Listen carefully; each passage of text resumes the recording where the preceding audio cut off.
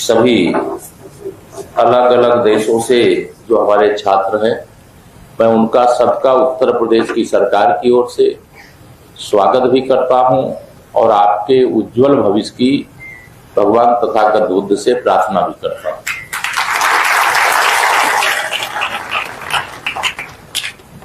जब हम सारनाथ में हो, आषाढ़ की पूर्णिमा हो, अभी जो यहाँ पर मंच पर कार्यक्रम प्रस्तुत किया गया, उस कार्यक्रम के माध्यम से आप सभी लोगों ने यह देखा भी है कि किस प्रकार से भगवान तथागत बुद्ध मध्यम मार्ग को अपनाते हुए पूरे विश्व को एक साथ लेकर के चलने की जो परिकल्पना है, वह केवल भगवान तथागत बुद्ध के बताए हुए रास्ते पर चलने से ही मिल सकती है। और आज यह विश्व की बड़ी बड़ी जो शक्तियां हैं, महाशक्तियां हैं, वह सब इसको स्वीकार करने के लिए विवश हैं। ये भगवान तथागत बुद्ध के जो भी अनुयायी हैं, हमारे बौद्ध भिक्षुगण भी यहाँ बड़ी संख्या में, सबके लिए गौरव की बात है। भारत के हमारे प्रधानमंत्री माननीय श्री नरेंद्र मोदी जी, जिनका यह संसदीय क्षेत्र भी है, यहीं से चुन करके वह देश की संसद में जाते हैं और 2014 से लगातार देश के प्रधानमंत्री के रूप में देश की सेवा करते हुए भगवान तथागत बुद्ध से जुड़े हुए जितने भी स्थान हैं, उन सबके सर्वांगीण विकास की दृष्टि से हम लोगों की डबल इंजन सरकार है। देश में भी हमारी सरकार है, उत्तर प्रदेश में भी हमारी सरकार है, और दोनों सरकारों का एक लक्ष्य है, जो भगवान तथागत बुद्ध से जुड़े हुए स्थान हैं उनका विकास करना, और जो भगवान तथागत बुद्ध के अनुयायी हैं, चाहे देश के अंदर चाहे दुनिया के अंदर, अगर वह भारत में आवे तो उनको यह लगना चाहिए कि हम भगवान बुद्ध की धरती पर आए हैं। भगवान बुद्ध के साथ जुड़ा हुआ उत्तर प्रदेश भी है, बिहार भी है, देश भी है, दुनिया भी है, लेकिन उत्तर प्रदेश को इस बात का सर्वाधिक गौरव प्राप्त है, क्योंकि इसी उत्तर प्रदेश के अंदर ये पवित्र सारनाथ भी है, इसी उत्तर प्रदेश के अंदर श्रावस्ती है, इसी उत्तर प्रदेश के अंदर कुशीनगर है, इसी उत्तर प्रदेश के अंदर संकिसा है, और इसी उत्तर प्रदेश के अंदर जो प्राचीन काल में कपिल वस्तु के रूप में भगवान तथागत बुद्ध की राजधानी के नाते जाना जाता था, पिपराहवा भी है, जहां से उनके पवित्र अवशेष प्राप्त हुए थे। और उन्हीं पवित्र अवशेषों को लेकर के देश के माननीय प्रधानमंत्री श्री नरेंद्र मोदी जी ने एक डेलीगेशन भारत से रूस यानी कलमिकिया भेजा था और उसका नेतृत्व करने का मुझे अवसर दिया था। जब मैं कलमिकिया पहुंचा तो मुझे इस बात पर अत्यधिक गौरव है कि भारत से हजारों किलोमीटर दूर एक राज्य की आबादी लगभग 3 लाख है, और मुझे लगता है कि उस 3 लाख की आबादी में 90% लोग भगवान तथागत बुद्ध के अनुयायी थे। जब हम पवित्र अवशेष लेकर के वहां पहुंचे तो पूरा कलमिकिया गणराज्य का जन समुदाय पवित्र अवशेषों के स्वागत के लिए श्रद्धा पूर्वक सड़क के किनारे खड़ा था, जहां पवित्र अवशेष रखे गए।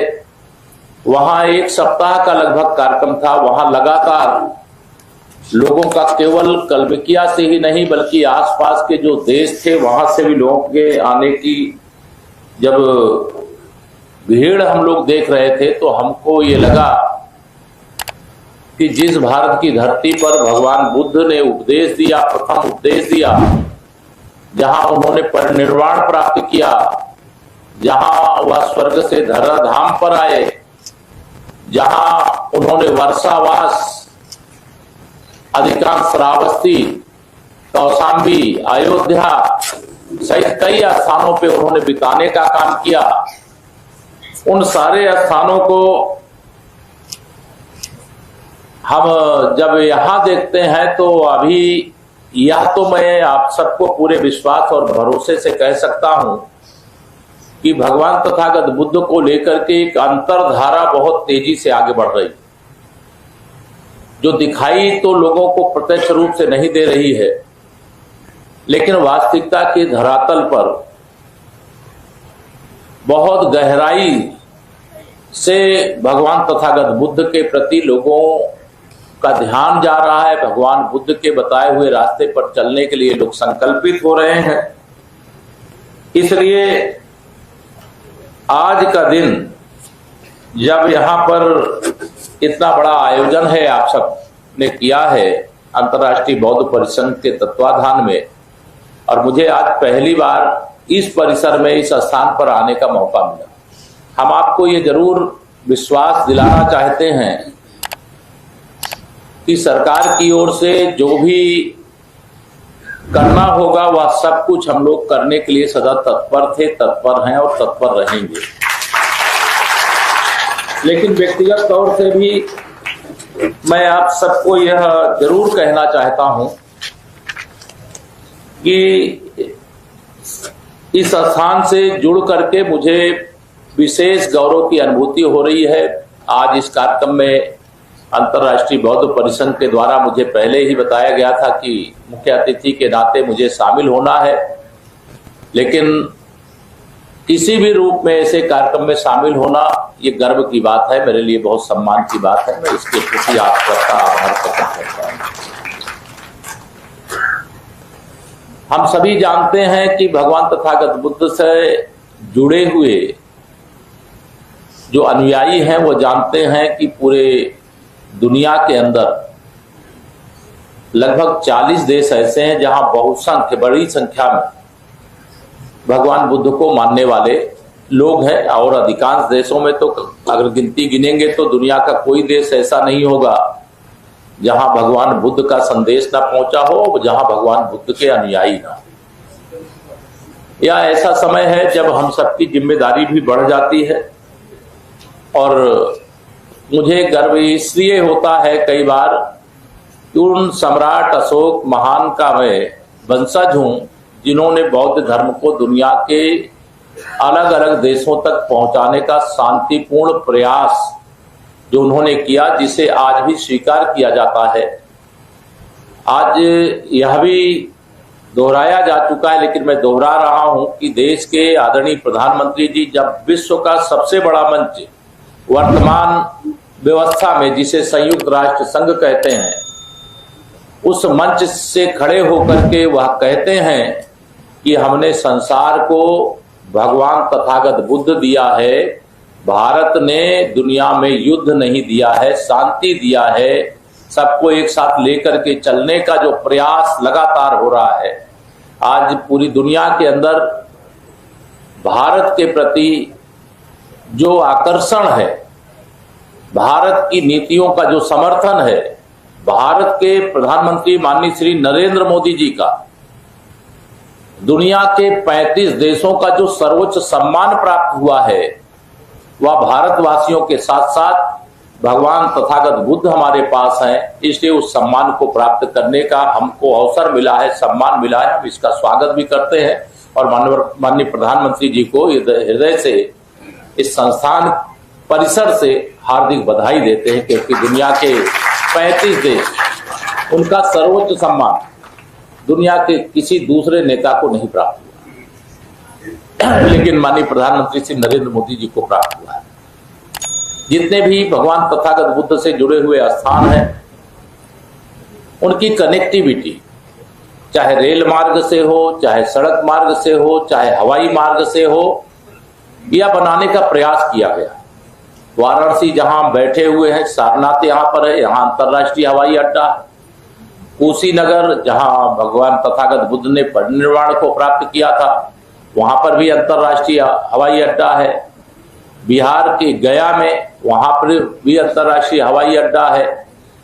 अर्थात जो भगवान बुद्ध से जुड़े हुए स्थान है वहां अधिकतम हवाई कनेक्टिविटी की, यानी दुनिया के किसी देश के भगवान बुद्ध के अनुयायी अगर आना चाहे आते हैं। सब बुद्ध पूर्णिमा, आषाढ़ पूर्णिमा तो आज का दिन भी भगवान बुद्ध से जुड़े हुए जो अनुयायी हैं, जो उनके बताए हुए मार्ग पर, मध्यम मार्ग में चलते हैं, उनके लिए तो महत्वपूर्ण है ही। भारतीय संस्कृति के जो मानने वाले हैं उनके लिए आज का दिन इसे गुरु पूर्णिमा के रूप में मनाते हैं। गुरु पूर्णिमा के रूप में जो भारत के 140 करोड़ लोगों में से अधिकांश गुरु शिष्य परंपरा यहाँ पर है, आज उस दृष्टि से भी वाराणसी में एक बड़ा आयोजन है। संत रविदास जी के बारे में आप सबने सुना होगा। आज उनकी भी 650वीं जन्म जयंती है और गुरु पूर्णिमा का दिन है। और आज यहाँ भारतीय जनता पार्टी के राष्ट्रीय अध्यक्ष जी सहित हमारे मुख्यमंत्री योगी आदित्यनाथ जी सहित हम सब लोग उस कार्यक्रम में भी सहभाग करने के लिए आए हैं।